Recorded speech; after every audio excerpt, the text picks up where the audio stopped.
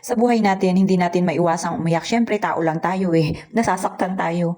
Yung iba, umiiyak dahil sa love life nila. Pero yung iba, dahil naman sa nalaman nilang may mga malulubhang sakit sila. O kaya naman, yung nawala ng mga mahal sa buhay. Ganun.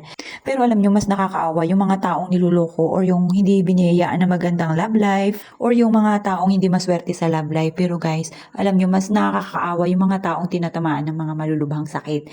Yung hindi nila inaasahan sa buhay nila na mangyayari yun dahil nga sa sobrang trabaho or hard work pa guys, yung pagpupursige nila na maabot yung tagumpay ng kanilang buhay para naman maiahon nila sa kahirapan yung mga mahal nila sa buhay.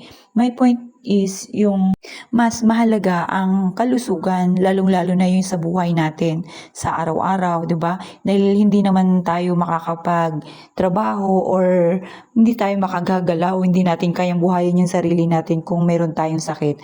Alam niyo guys, isa lang ito at hindi naman maibabalik sa ating buhay pagka ganito meron tayong sakit. Kaya nga po, dapat pahalagahan natin yun, yung ating sarili dahil nga po, kung iiyak na lang tayo nang walang kakwenta-kwenta, yung iiyakan natin yung pagdadalamhati natin na dahil sa iniwan tayo ng lalaki or babae. Basta yung iiyak tayo guys ng dahilan lang sa lalaki or sa babae. Sabi nga nila wala daw yung kwenta. Hindi naman para sa iyo. Kung hindi para sa iyo guys, di sige na, ibigay mo na. Isipin mo na lang na maswerte ka at yan lang ang nararanasan mo. Kasi nga po, mas may mga tao pa na palagi nating ilalagay ang ating sarili sa kanilang katayuan guys. Huwag kang magsayang ng luha kung hindi naman talaga dapat. Maswerte ka kasi nga may mga pamilya, may magulang ka, may mga kaibigan na nagmamahal sa iyo, 'di ba? Na hindi tayo tinatalikuran sa araw-araw kahit na ganoon.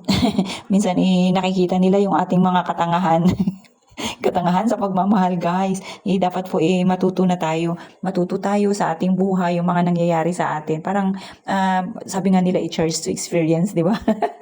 Kaya nga po para sa akin yung huwag mong ilalaan yung sarili mo sa luha, yung puro iiyakan mo na lang, wala ka na, hindi ka na makapagtrabaho. Dahil nga, syempre parang masama ang loob mo dahil iniwan ka, ganun. Yun guys, tapos yung pera mo, mauubos dahil nandun, dahil nga parang hindi mo tanggap na iniwan ka, kaya ganun, tas namamalayan mo na lang, ubos na pala ang ipon mo. Pati nga guys, yung effort mo ba, kung alam mong hindi ka talaga nag-earn for that, ang love po kasi nandyan lang yan. Hindi naman po natin hinahanap yan, kusa po talagang darating yan sa ating buhay sa tamang panahon. Kaya marami rin pong mga nag-a-advise na ganyan. Siyempre marami na rin nakaka-experience. Sino ba naman, di ba? Tao lang tayo. Sino ba namang hindi makakapag-experience ng ganyan? Halos karamihan, ipare-parehas tayo ng nararanasan sa buhay. Kaya nga sabi nila patatagin na lang natin yung ating sarili. Yung maghanap tayo ng ibang way para maging masaya guys. Sabi nga, pasayahin mo ang sarili mo sa pamamagitan ng ibang bagay.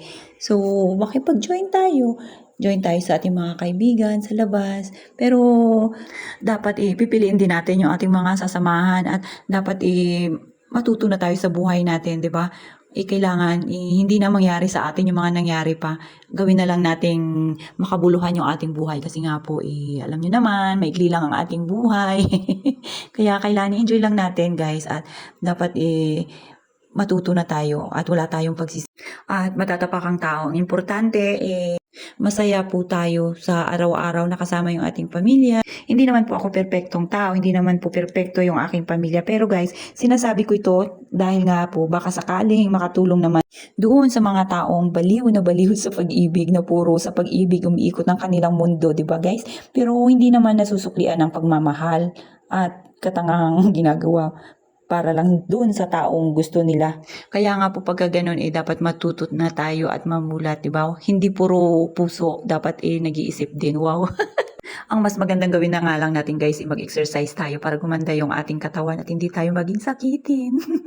Yun lang talaga guys yung point ko doon. At talagang napunta pa kung saan yung aking mga pinagsasabi. Pero guys, itutuo po yun.